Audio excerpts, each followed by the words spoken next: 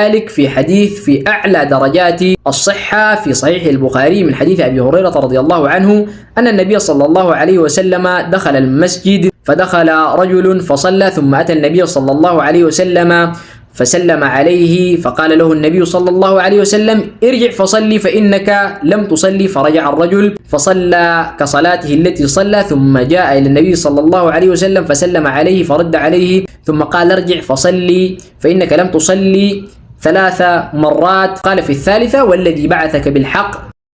فقال له النبي صلى الله عليه وسلم: إذا قمت إلى الصلاة فكبر، ثم اقرأ ما تيسر معك من القرآن، ثم اركع حتى تطمئن راكعا، ثم ارفع حتى تعتدل قائما، ثم اسجد حتى تطمئن ساجدا، ثم اجلس حتى تطمئن جالسا، وافعل ذلك في صلاتك كلها. فهذا الرجل كما هو واضح صلى الصلاة التي تنكرها يا ياسر العديرقاوي ذات الحركات والهيئات، ولما لم يأتي بها بالطريقة المثلى بخشوعها وطمأنينتها أمره النبي صلى الله عليه وسلم أن يعيدها، ولم يقل له صل بالهيئة التي تحتاجها والهيئة التي تراها مناسبة، وإنما رده 3 مرات حتى يصلي كالصلاة التي كان يصليها النبي صلى الله عليه وسلم، والتي أمر النبي صلى الله عليه وسلم الصحابة أن يصلوها، وقال: صلوا كما رأيتموني أصلي. وأمر النبي صلى الله عليه وسلم هو أمر لجميع الأمة وليس خاصا بصحابة النبي صلى الله عليه وسلم، إلا أن تأتي بدليل على ذلك. لن تستطيع يا ياسر العديرقاوي. ونسألك يا ياسر، لما قال له النبي صلى الله عليه وسلم: ارجع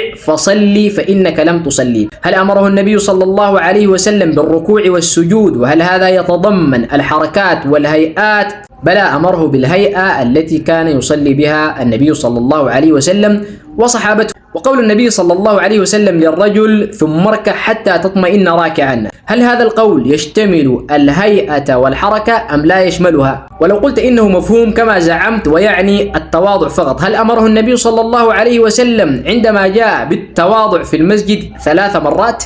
أم أنه أمره بهيئة معلومة يعرفها الصحابة وشاهدوها وعرفوها وعرفها الرجل وعمل بها؟ ولو سلمنا جدلا أنها مفاهيم وليست حركات، ما مفهوم ثم ارفع حتى تعتدل قائما؟